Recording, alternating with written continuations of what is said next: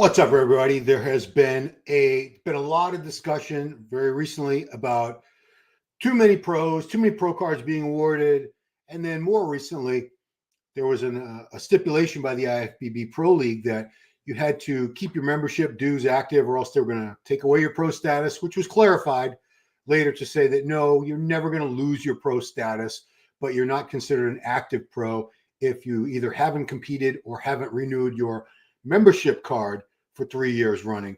So it's a lot of discussions going on. I want to have that discussion with you guys today because a lot of you compete or have competed. Some of you are pros. Some of you try to turn pro.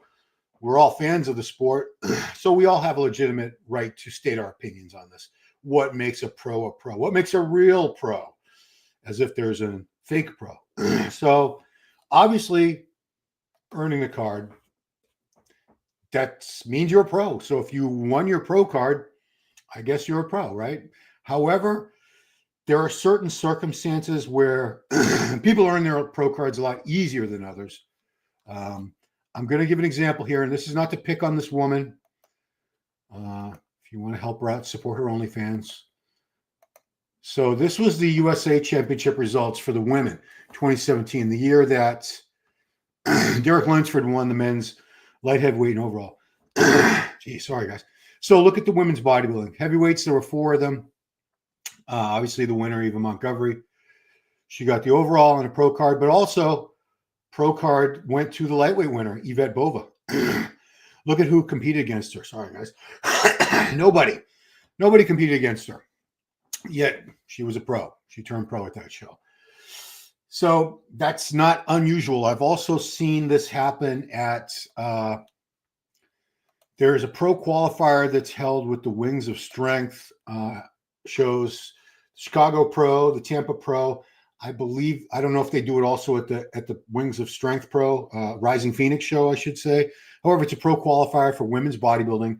Typically, it's 3 classes, and all 3 class winners get a pro card. I've been to it a few times at the Tampa Pro and the Chicago Pro, and there were times when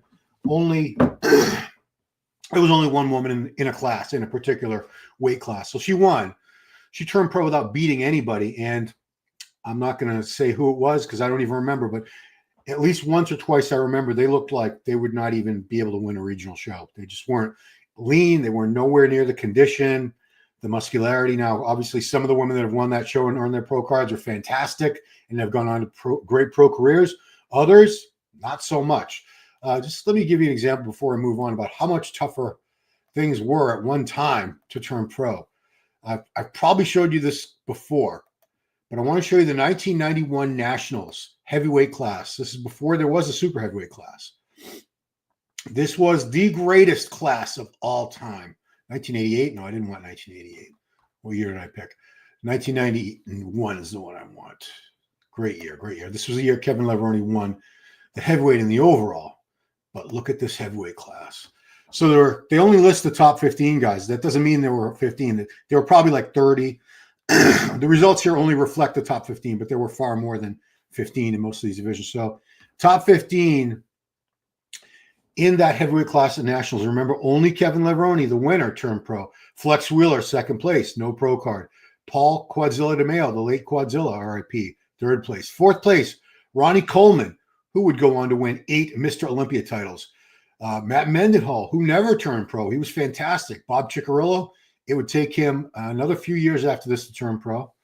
Chris Cormier, we know he won the USA the year after Flex. He won at 93, had a great pro career. Edgar Fletcher never turned pro. He was fantastic. Dean Caputo never turned pro. Also very good. John Sage, Charlie Sinicole, Vince Allen. These other ones you probably weren't as familiar with. They were just very, very regular competitors at that show, but no pro cards for them. So earning the card, yes, that does entitle you to say you are a pro. Of course, nobody can take that away from you. But who did you beat to turn pro? That's something I always look at. But let's look at the next thing. This was my idea. I disagreed with the fact this policy that they've since rescinded about earning your pro card. You have to pay your dues every year. If you don't pay for 3 years, you lose your status. They overturned that. They said no, I don't know if that was ever actually the case. or if they just it was worded poorly and it didn't really make sense. But I stand by what I think, and that is that if you turn pro, you need to compete at least once. Let's go to what some other guys you might have a little more respect, because they're all legends here. Let's take a look at what was said on the Menace podcast about this yesterday.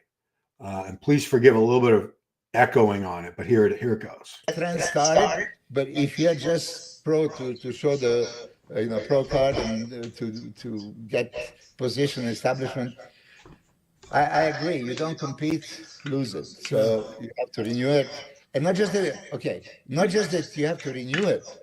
You have to renew it and compete. Is this the rule? I don't know. I'm not sure if it's just. I think you have to be active. Now I'm not sure, and I didn't call in to ask. I'm not sure if does that mean you have to register to have an active membership, or if you actively have to compete. That I'm not sure, but I think I would guess it's just to have to renew your membership.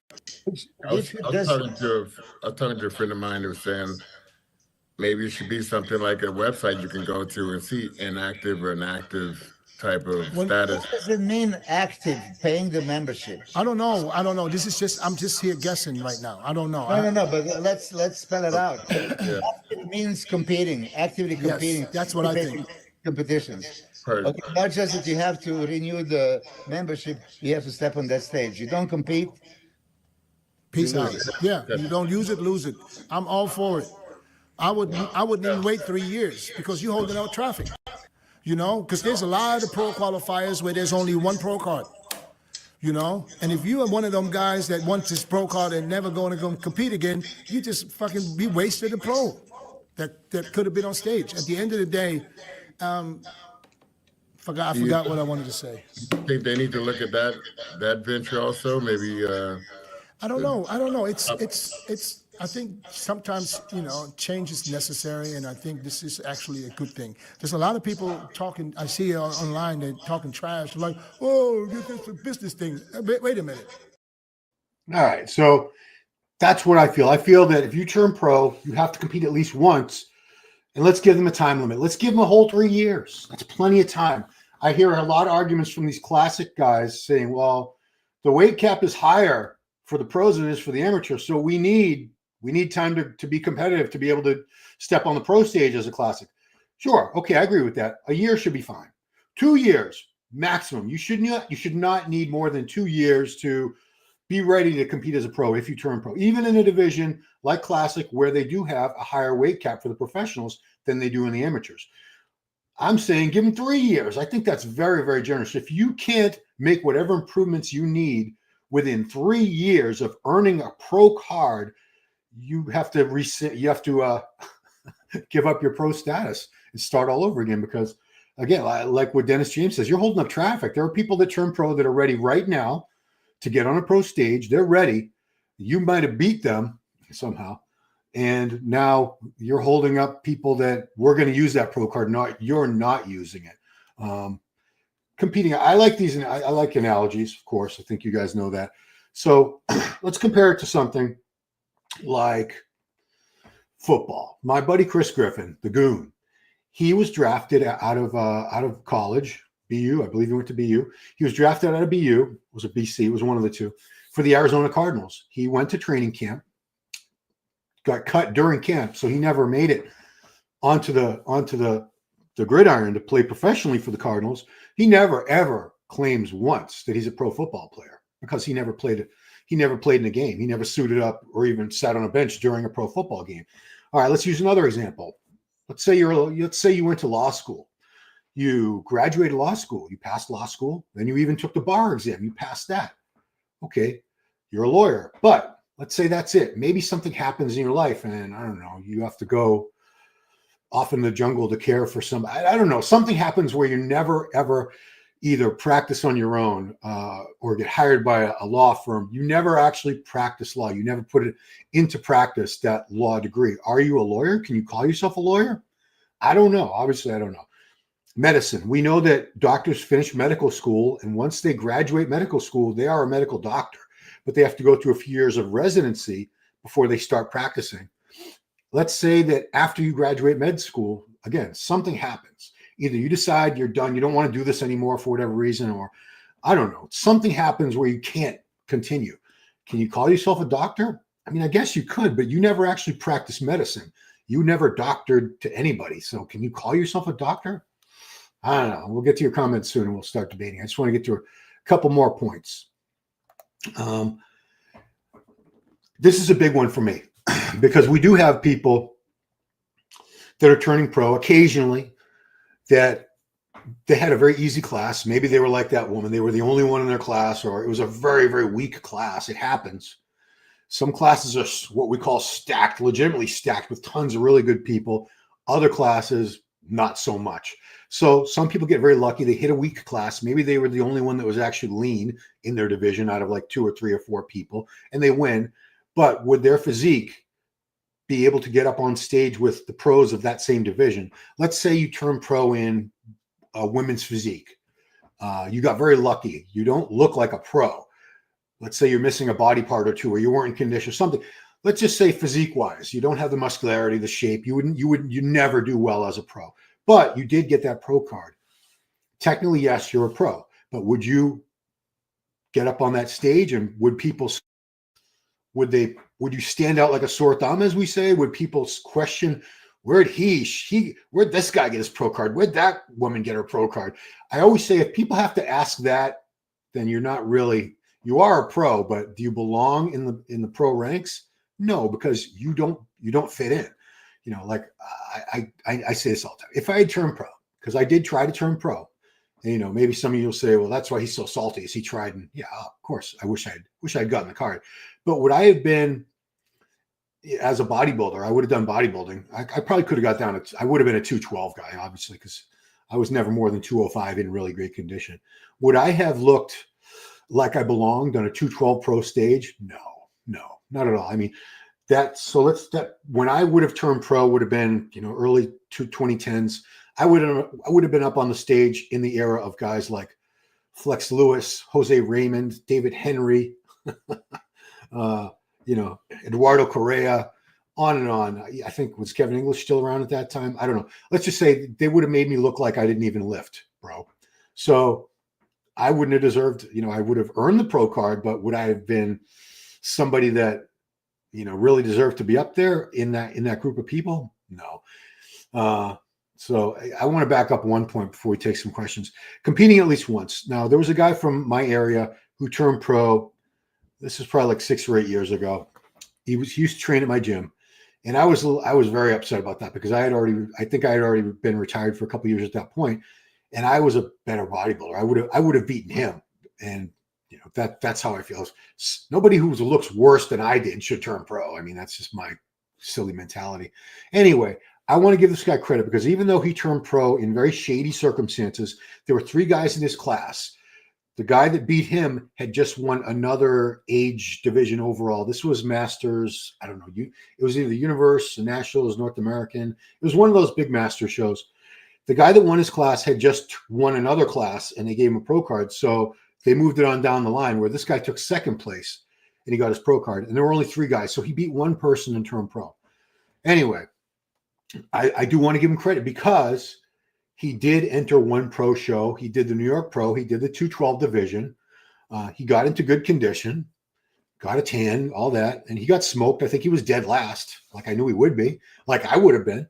But to his credit, he competed. He did a pro show. He didn't do what so many of these people lately do, and that's get the pro card, and they really just want it for clout, or maybe they say that was their goal. I just wanted to turn pro.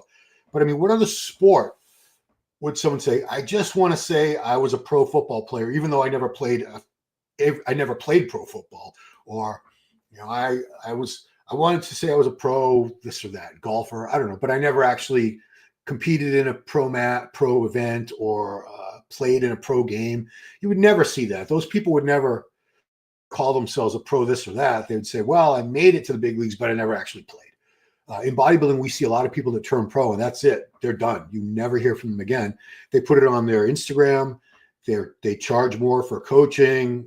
It's just a clout thing. It's like an honorary degree. It's like a college degree thing they can put after their name, or usually it's Joe Blow IFBB Pro or Susie Smith IFBB Pro.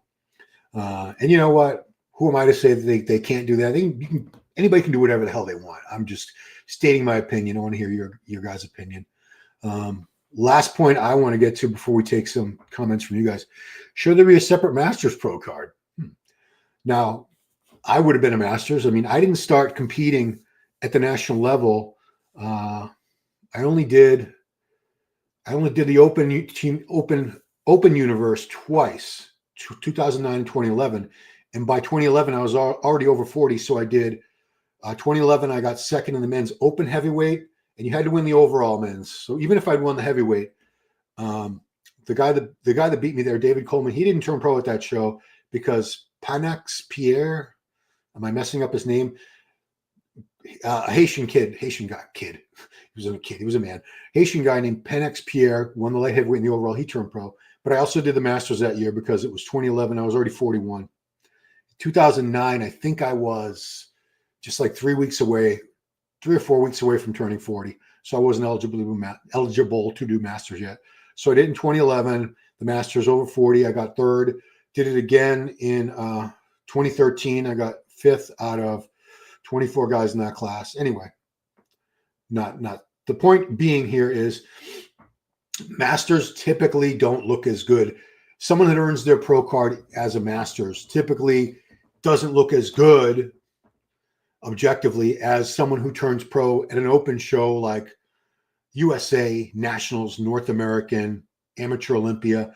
You know, when those are typically younger people, right? So, you know, obviously guys who are in their 40s and 50s, some of them look damn good. Don't get me wrong. And I'm not saying they don't deserve a pro card. But what about maybe a Masters Pro card? Because most of these guys are never going to have a chance to place in anything but a Masters Pro show. And luckily, there are Masters Pro shows. I looked at the schedule the other day for a contest schedule for 2025, and there's a lot of Masters Pro shows this year, way more than there used to be, for sure. So there's good opportunities for Masters. Now, a lot of you guys might not realize this, but a pro card is a pro card, meaning if you turn pro in men's physique, you can enter any pro division that men have, which is only all men really have is men's physique, classic, 212, and open. But you can do any of those that you qualify. You could do 212 if you're way under 212. You could do open. Any weight is allowed in the open shows. You could do classic if you can make the height and weight requirements, and vice versa. So, and it goes for the women too. You could turn pro in women's bikini and look, you know, like a bikini girl, and you could enter a women's bodybuilding pro show. This is, of course, not talking about the Olympia. The Olympia, you have to qualify. Not anybody can jump into the Olympia. Some people think that I'm going to do the Olympia. No, you have to win a pro show to get to the Olympia. It's not like it's not like anybody that shows up or anybody that wants to do the Olympia. You have to qualify for the Mr. and Ms. Olympia and the figure and fitness and figure. All those divisions you need to qualify by winning a show. And there's plenty of shows to qualify. However, all the other shows, aside from the Arnold Classic, which is invitation only and doesn't feature all the pro divisions anyway, let's just pick a show like New York Pro or Tampa Pro or Chicago Pro. If you're a woman and you won bikini pro card, you won your pro card as a bikini competitor, you could go into any other division you wanted. You could, and without even looking any different, you'll get destroyed. If you go up on stage as a bikini athlete thinking you're going to beat these women in bodybuilding, you're delusional, because they're going to make you look like you don't even lift weights. They're going to be 5 times yours, 10 times your size, but you could do it. Because that pro card is a pro card. It's not it's interchangeable division wise. So, you know, I don't know. Should there be a Masters Pro card? I don't know. That's probably a little getting a little bit sketchy there, or a little bit presumptuous that they don't deserve to be a regular pro, because they can enter open pro shows, and some of them have. We've seen guys like guys who have turned pro as Masters. We've seen a few of them do really well. Not many. What was his name? Josh. God, MD hasn't been gone that long, but I'm already forgetting. Josh out in California. What's his name? He did pretty well. He was top 5 in a few pro shows. I think Phil Clayhart turned pro as a Masters. He's done very well. But it's very rare. Most of the people who turn pro in Masters would not do very well against the other in an open division. So let's say you won Masters Nationals overall, or your class, whatever it took to turn pro, and then you decided to jump into New York Pro or Tampa Pro or Texas Pro or any of these, Vancouver Pro, any of these other shows, chances are, I've seen it happen, they usually get smoked. And you know what? Whatever. At least they're competing. And going back to the fact that I want people to compete, if you have a pro card, you should compete. Nothing but respect for them for giving it the old college try. All right, let's see what you guys have to say. So this was actually came in before we even started What Makes a Pro. And this guy, Natty King, what else would he say? More needle up your ass. You know, it's in your ass. You don't put it up the rectum. You don't insert it, up your colon. You stick the needles in the glute muscle. So, but, I understand the joke you were trying to make there. Here to learn as a fan. Thank you, Match. Appreciate you stopping by. Compete in a pro show. That's it. Yeah. I'm totally in agreement with you, Gab Scarda. Like I said, these pros who turn pro and never compete again, I'm disappointed in them. And I know they can do whatever they want, and they can just, I'm sure their point of view, I've talked to some of them and they just, well, that was my goal, was to turn pro. They never had any intentions of competing as a pro. They just wanted that college. It was like they just wanted to graduate from college. Like, that's like somebody wanted to graduate with a degree in this or that, but they want to earn an engineering degree, but they never want to work in engineering. They just want to say they got the engineering degree. And, my son-in-law Moose is a good example of that. He has an engineering degree. He started working in engineering and he hated it. And then he got back into the automotive industry where, his dad owns dealerships in Sydney, Australia. And he's doing very, very well, much, much better than he probably would have done I'm sure it's much better than he would have done as an engineer. But so Jeffrey Wingham says, problem cards have been handed out like water. I hear candy a lot, but water makes sense. Pro card means nothing. You'll just pay more for prep and drugs as you move up. No money will be earned. It's all a scam. Well, but people know what they're getting into. No one's forcing these people to do all these pro qualifiers.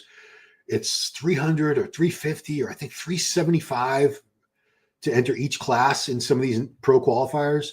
And a lot of people, they'll enter multiple categories. If they're like at Masters and Nationals, I've seen it many times where if somebody's 50 years old or over, they'll do the over 35, over 40, and over 50 because they can. And that's three of those entry fees. So it's well over $1,000 just in entry fees, but they're just trying to hedge their bets and increase their chances of getting that pro card because that's what they want. That's to be able to say, I'm a pro. And I get that. I'm not hating on them because I wanted to be a pro. Would I have loved to be a pro? Sure. But I would have competed. I know I would have gotten my ass kicked. I would have been destroyed on a pro stage.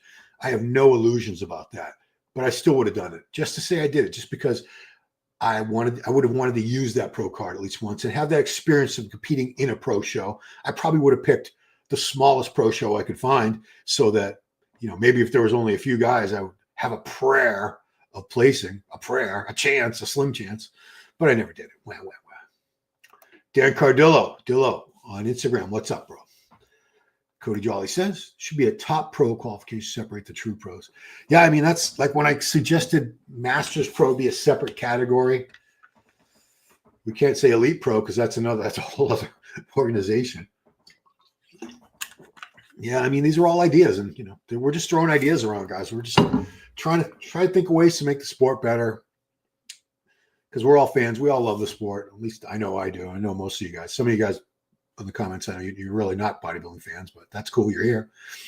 Oh, Natty King, we already said your comment. More needles up your ass. So. First time catch me live, Michael Busada. Thanks for joining.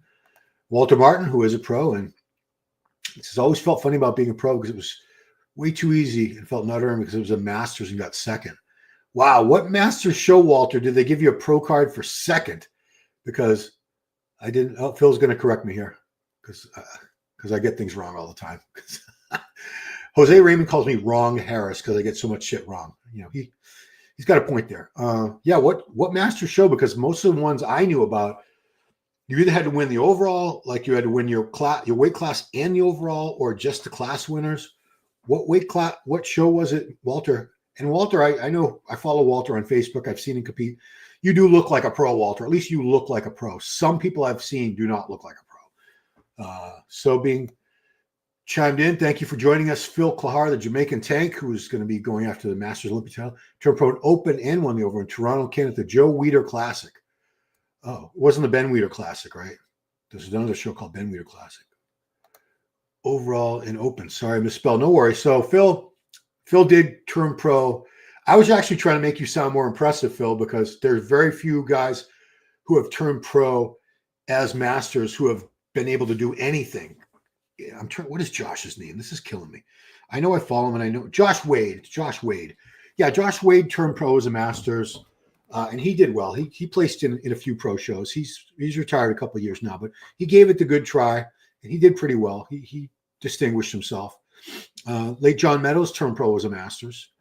Never did. He never had the chance. He wasn't pro long enough to really do much damage. I don't know how much longer he would have competed, but sadly, we lost John in 2021, but there have been people who turn pro as masters who did well, but they're very, very rare.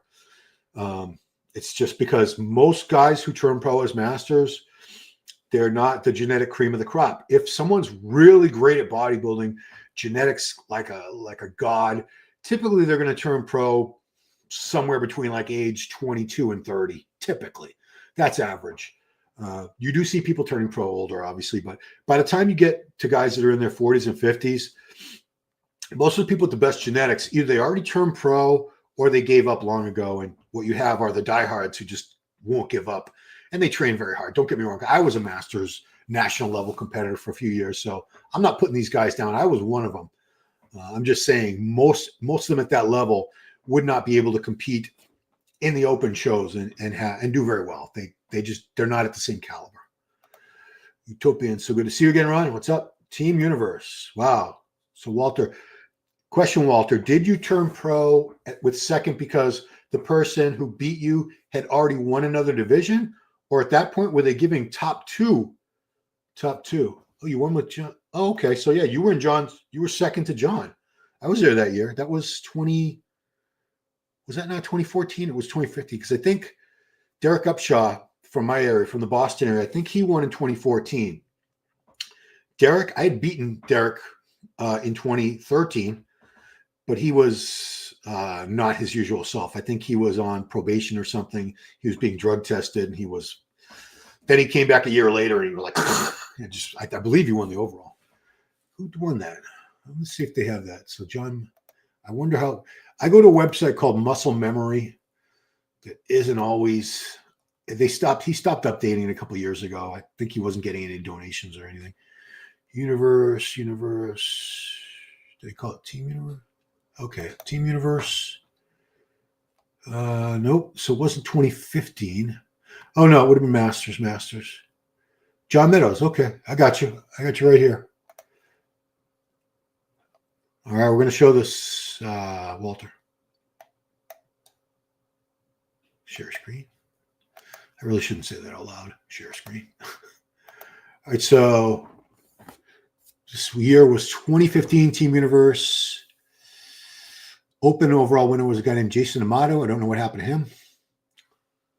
Roy Evans, I've seen him a few times since then. Harry Jones. All right, so in the Masters, the late John Meadows, you can see there, won the overall. Yeah, so these weights here, they must have just broken it down into two weight divisions. So John Meadows was not a middleweight. He was over, I believe he was over 200 pounds. I'm pretty sure he was. They must have just said everybody, what they probably did was they cut it down the middle. Like they saw that they had like 20 guys, 22 guys. And they probably got the weights and they did an average and they said, okay, well, we'll do heavyweight for everyone over 205 and everyone else is going to be a middleweight. That's what I bet they did. No, because they got lightweight too. So what division? Masters. This is crazy. If they get Masters and then they got Masters 40 plus. This doesn't even make sense. So, okay, they got age 50 plus, 40 plus, but then they just have one that just says Masters. And that's where Walter, that's where you are. That's where you turn pro. Very, very confusing. Very confusing the way they got that there. So that was the universe where he turned pro. I'll show you the way it looked when the last year I did it was 2013. The last year I competed. Team Universe. Come on. There we go. All right. So opens up top. I wasn't open. 35. I wasn't Masters 35. Rudy Richards won that. I was in the 40 plus. So the 40 plus guys that year, that was the last year that there were no weight divisions. We were all just one big group. And the weights were crazy as far as the disparity. Malcolm Marshall, the winner, he was 280 pounds. And I was 200. I weighed in at 201. Okay. Some of these guys were like 170, 180. So the winner was over 100 pounds heavier than some of the other guys in the class. I ended up taking fifth, as you can see. I don't know if John Whalen turned pro, did he? Let's see. Yeah, he did, because he did the New York Pro. So I've said before, everybody that beat me turned pro. I know Dan Houghton turned pro. I think he won that year, didn't he? No, he won at the Masters Nationals 2 weeks later. He got his pro card there. Mikey Abalon, who was second place, he also turned pro at the Masters Nationals 2 weeks later. He won the light heavy and overall. So everybody that beat me in that show turned pro, and I think some of the people I beat, no, it doesn't look like he turned pro. Derek is a pro, I know that. Anyway, I don't want you guys to think I'm like Sean Ray and make it all about me. Oh, God. Don, I totally agree with that. If you're a pro, compete, you may win or lose. At least you tried. Yeah, I mean, if you're a competitor, don't you want to compete? Don't you want to try to win? I mean, like I said, realistically, I know. I would have been a 212 because I was not, obviously, even all the drugs in the world, I don't think I ever would have been much more than 212 or 215, like shredded to the bone. I never really pushed the gear that hard and the GH that hard, but I don't think it would have made that much of a difference, especially at that point when I was over 40. I mean, how much more muscle was I really going to put on at that point? Anyway, the point being is I know I would have gotten killed in a pro show, at a 212 pro show, but I still would have done it just because I would have been like, well, I got the pro card. I got to use it. I got to lose at least once still. And I would have wanted that experience. Wouldn't you want that? Wouldn't you want to stand on a pro stage and feel that energy and intensity to stand among fellow professionals? I would have, even though, like I said, I would have gotten killed. Well, if you start competing later in life, I just started at 36, just got my pro card Master National last year, won the Classic Bible and Class B, actually won 2 cards. Yeah, well, congratulations, but what's your question? I still think you need to compete, Nick. You're a pro, but I don't consider you a pro until you use that pro card once. That's me. Everyone else can feel differently in the whole world. I don't care. I have my own feelings and my own opinions, and congratulations. It's a great feat to you earned 2 cards. You got your pro card, Nick. That's awesome. But 36 is still a young guy in bodybuilding. I mean, we got guys at the Olympian Arnold Classic. The top guys are all around that age. Andrew Jacked, Simpson Dowda. Geez, a bunch of them are in their late 30s now, early 40s. So you're not that old of a guy. I mean, and why wouldn't you want to compete especially classic? You know how many freaking classic shows you have? Let's take a look, guys. Classic shows for this year. I'm going to show you guys something. Look at all the options a classic physique competitor has. Let me show you. Okay, so what I'm going to show you is from ifbbpro.com, and you go to the tab there to schedule, and on the left there's different divisions. Let's click on classic, men's classic physique. Look at all these shows. There are 95 pro shows in 2025 for classic physique. 95. And there are a ton of them that are masters, Nick. If you don't want to do open, you don't have to. You got Tri-City Classic Pro in April 5th in Columbus has open plus masters 40-50. Utah Cup Pro has masters 40. Emerald Cup Masters Pro, Masters 35, 40, 50. 35, you'd be right. That's very young. You'd probably do very well there. What else? How many more master shows? Oklahoma Pro, Masters 35, 40, 45, 50, 60. Toronto Super Show. Toronto's a great show. I've been to it a couple times. Body B1 Classic Pro in Alabama has over 40 and over 50. Indie Pro Super Show has open and masters 40, 50, 60, 70. Flex Weekend Italy Pro has open. If you want to take a trip to Italy, why not? I would. Chicago Pro has masters divisions. Tampa Pro also has masters divisions. Tupelo Pro, masters divisions. These are all for classic. You also get the Masters Olympia, which you're gonna have to apply for. More Max Fit Classic Masters Pro. There's a lot of options in masters. This Maryland Night of Champions, Gary Udit's putting that on. Good promoter. Pro Masters World in Pittsburgh, August 31st.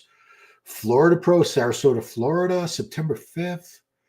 You get the point. There's a ton of shows for classic and a ton of masters options for classic pros. So get on stage, Nick. Do it.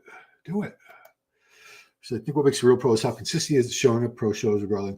Well, I mean, anybody that competes, I'm not going to say they're not a real pro. That to me, that's like starting to get into that nonsense. Like, what's a real man? Like, you'll hear single women with 4 kids saying, you know, a real man would take care of other men's kids and stuff like that.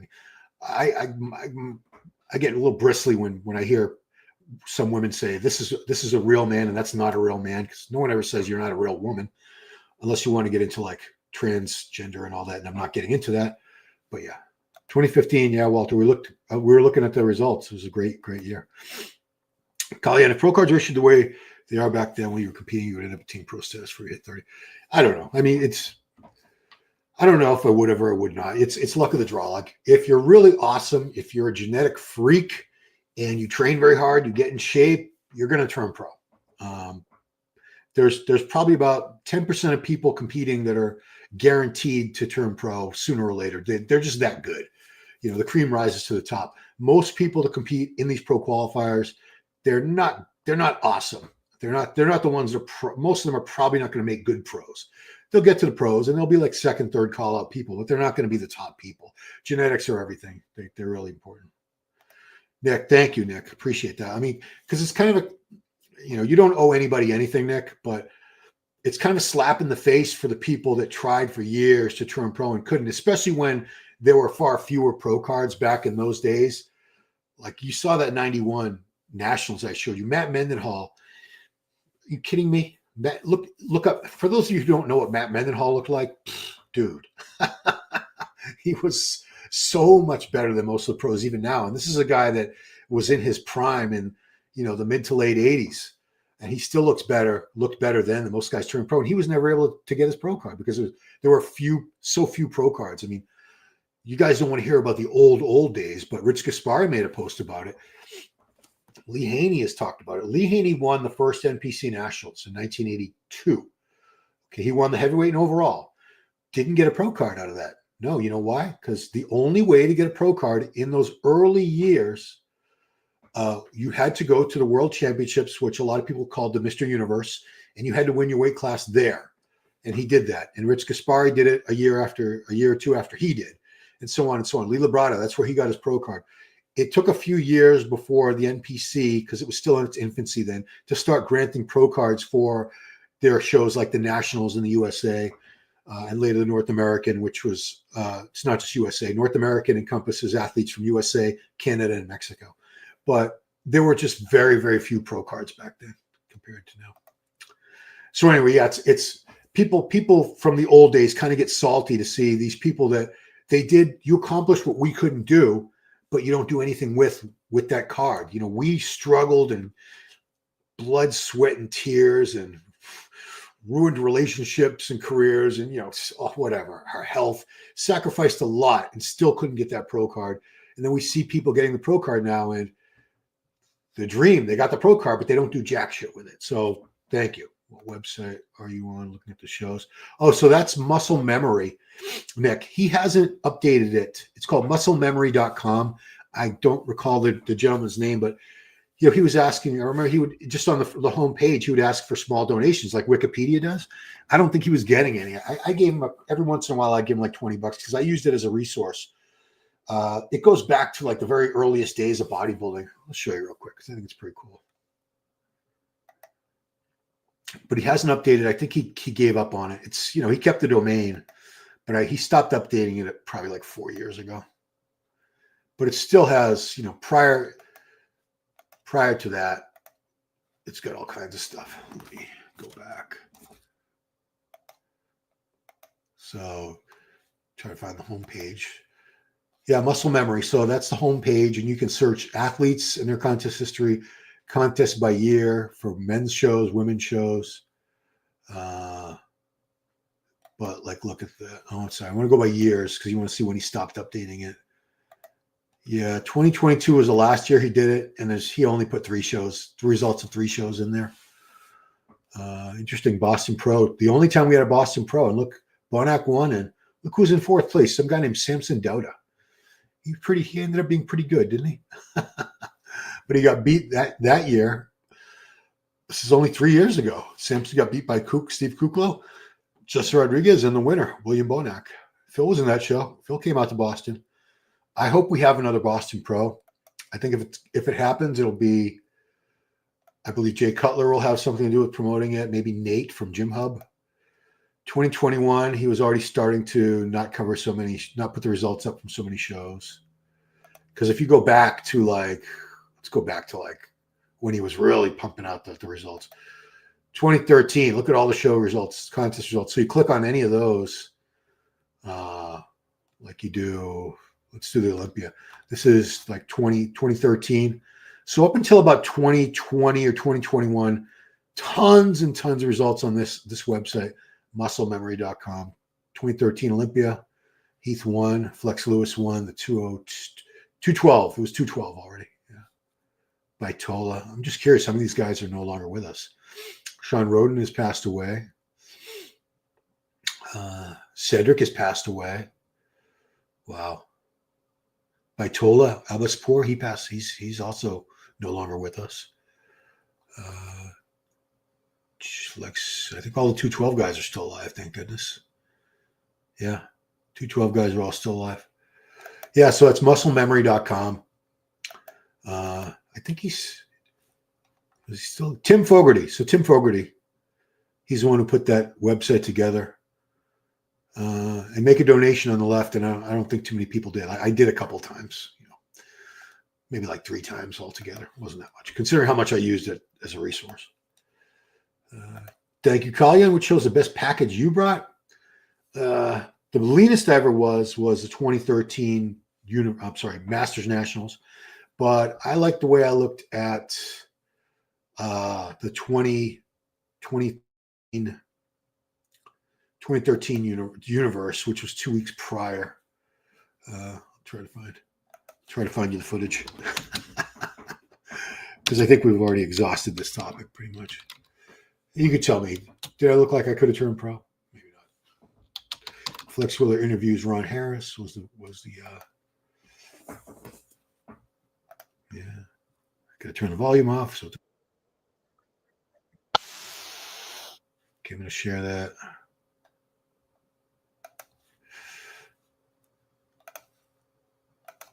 Well, you did ask. Your check's in the mail, so I'll show you. I'll show you what it looked like at that show.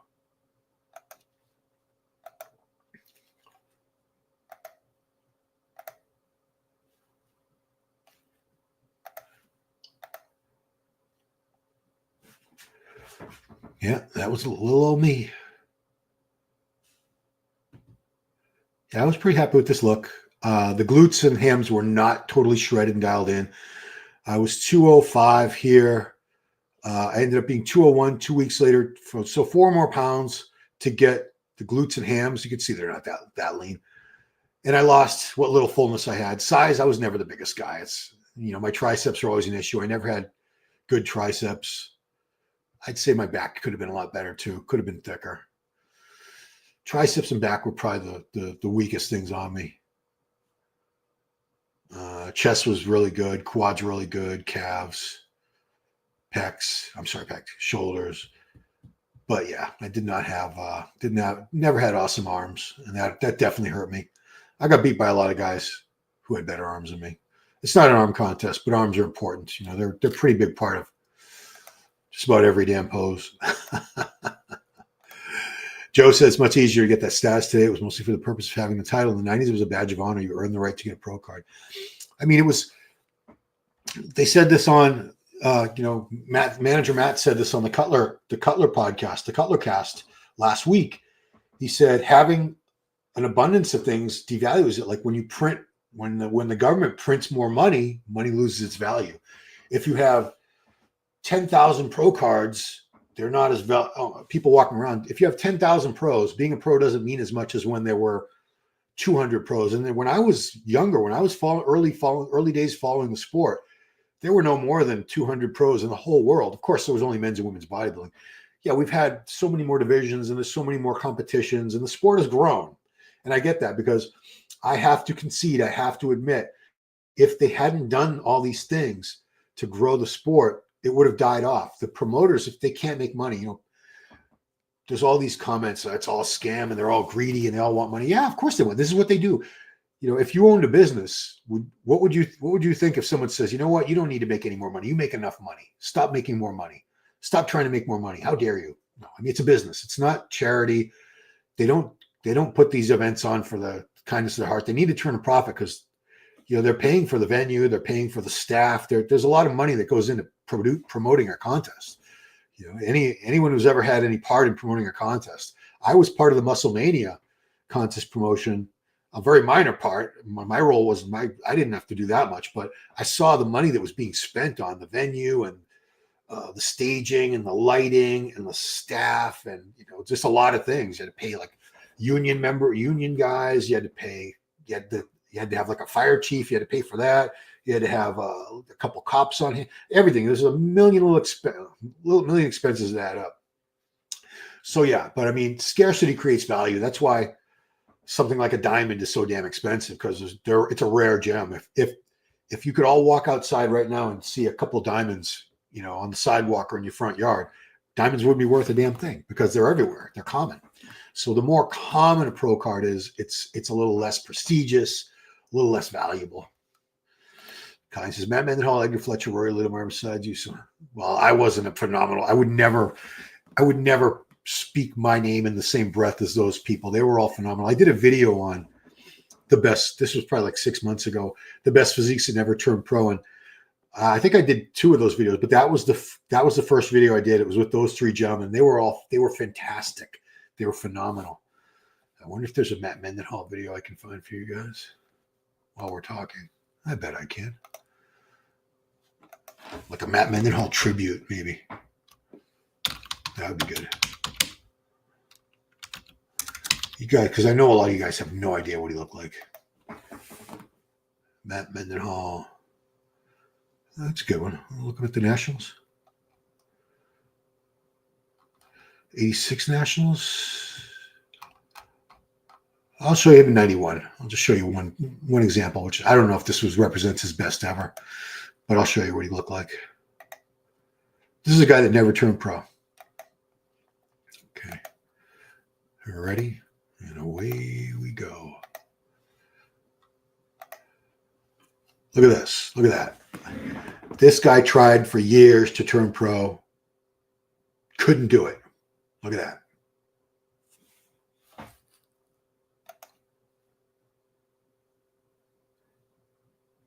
Yeah, Matt was amazing, man. Is he going to pose or is he just going to stand there? Okay, now he's going to hit some poses. So, we've had some great pros. Don't get me wrong. In recent years, we've had some great pros. Of course we have. But you're telling me this guy today wouldn't have turned pro? Of course he would have. Of course he would have.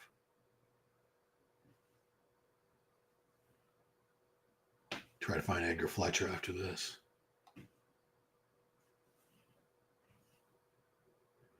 Yeah, so this is a guy that was never able to turn pro because it was just, there weren't many pro cards being given out back then.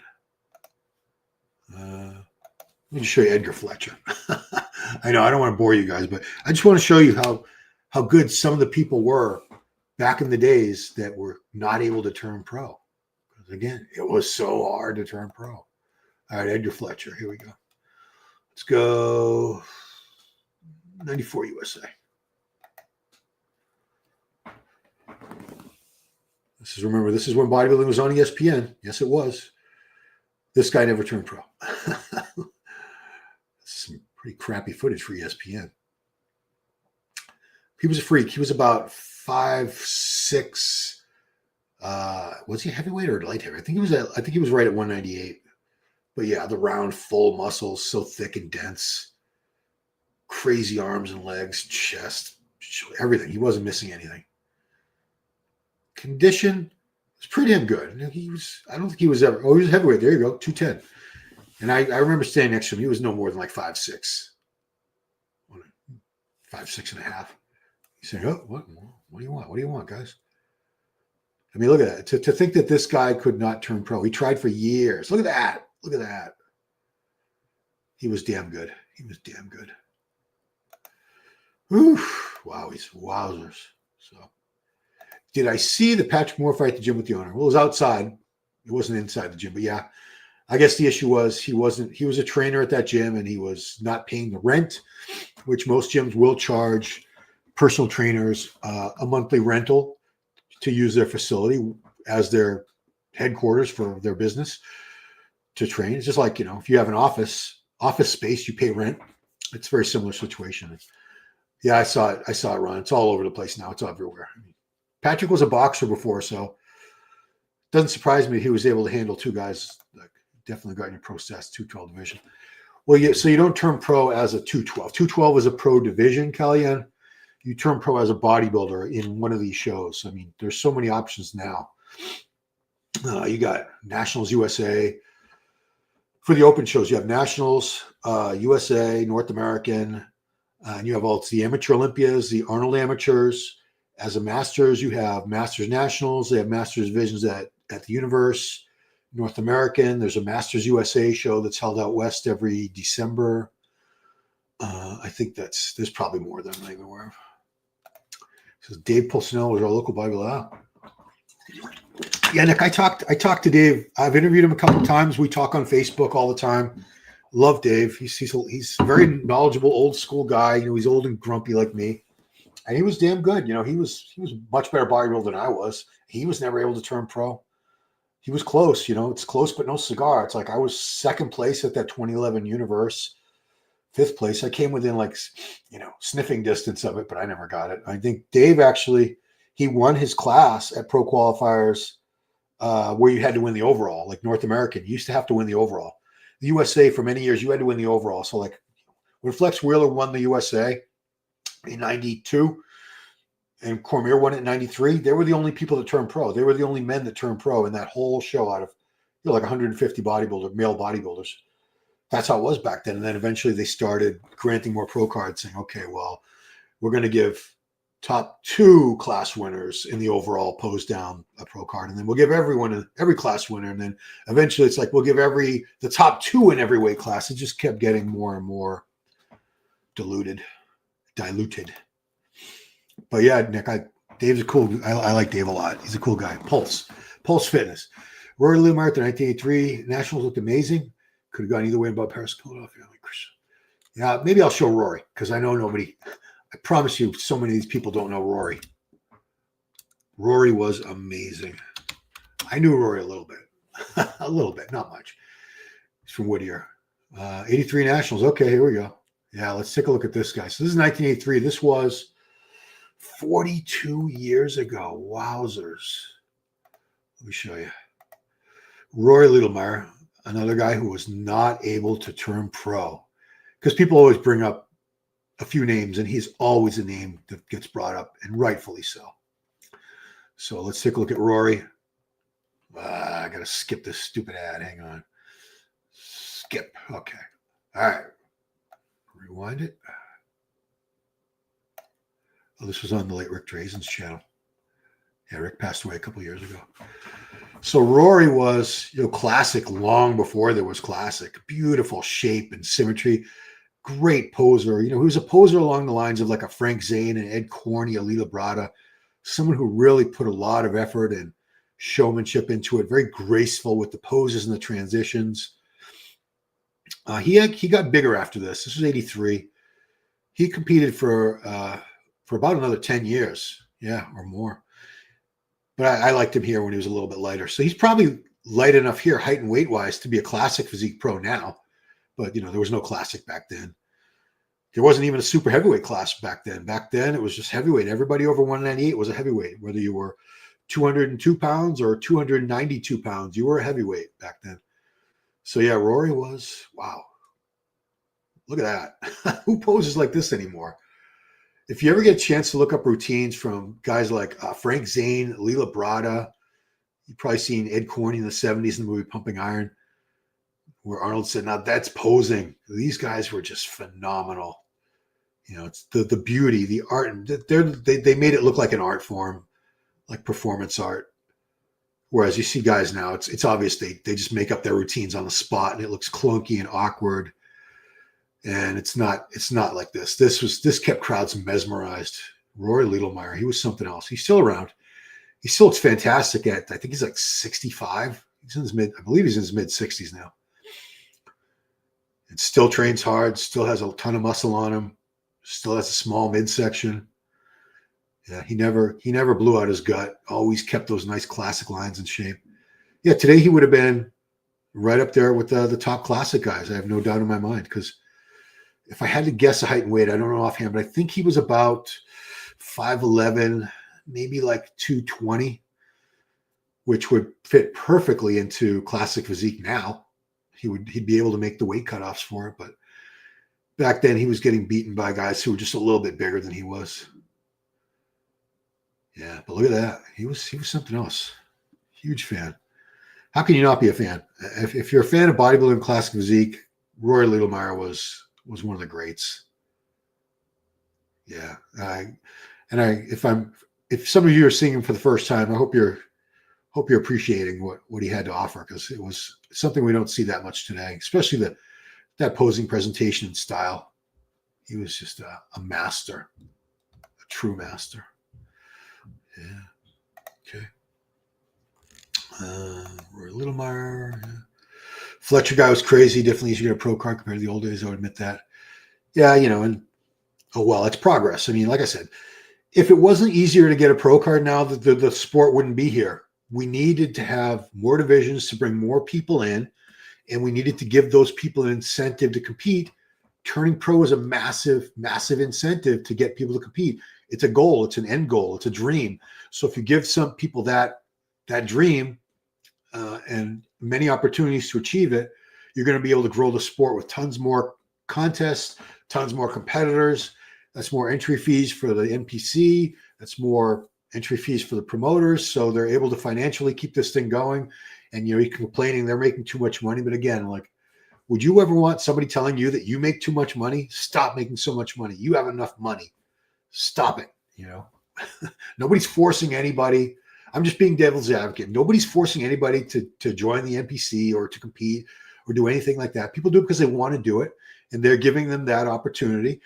You know, if you don't like it, you don't have to compete. But a lot of people want to compete. It gives them, you know, a reason to get up every day and train and eat their clean meals and do their cardio. You know, a contest date on their calendar is a tremendous motivator. So you got to look at the good and the bad, even if you're a crusty, cranky old bastard like me. Ron H to Ron C. Why would the owner put up footage of him getting handed like that? Oh, this is back to the handle thing. Yeah, that wasn't too smart. Because I think he took the first swing. I don't know. I don't want to get into it. I mean, I missed out on a lot of revenue on YouTube by saying nothing about Wes Watson over the past couple months. And that was like thousands of videos made, thousands of dollars. Some of them made like tens of thousands of dollars or more just on talking about Wes Watson. I never did, because I didn't, you know, I don't know anything about it. I saw him in Miami over the holidays when I was training at that gym. I had a week guest pass at Elevation Fitness in Miami, and I saw Wes a few times, but you know, I'm not going to talk. I'm not going to go up to him. Frank Zane, Lee Bryan, Ed Corney, Muhammad Makawe, great poser, Sean Ray, Roller. Yeah, those are. If I had to put together a list of some of the top best posers of all time, you left out Bob Paris, who was also an amazing poser. Bob Paris was great at posing. Roy was great, but a bit too small. Yeah, he got bigger. He did get bigger later on. I wonder if they have anything from later. I'm just curious. Because he competed into the 90s. That was 83, what we just looked like. What we just saw. Yeah, I don't think we have any footage of what he looked like later because he did get bigger. He put on probably another 10 or 15 pounds from what we saw there. Oh, maybe here. Let me see. I think I got one for you. I'll give you an idea.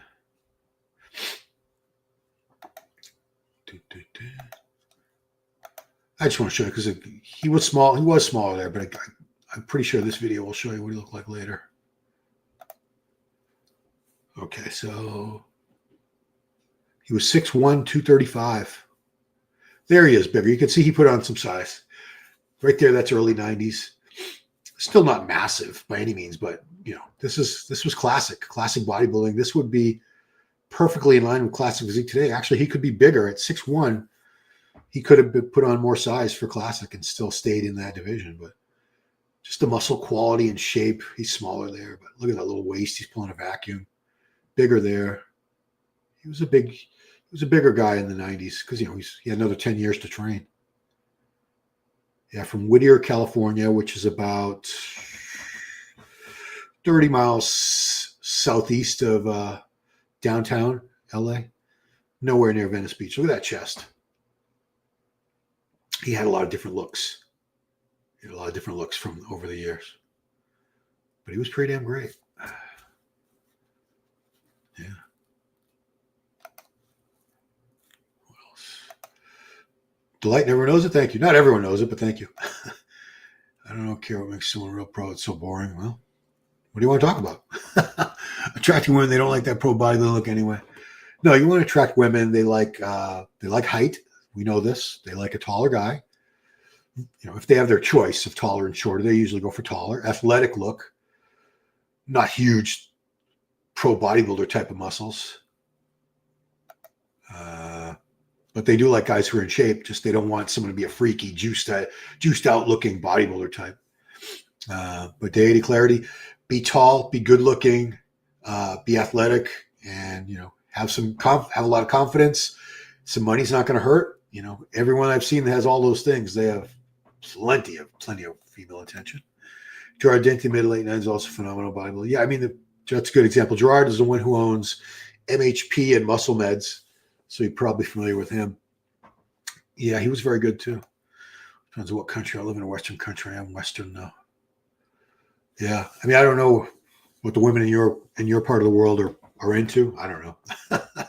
I mean, I lucked out. I was single long ago.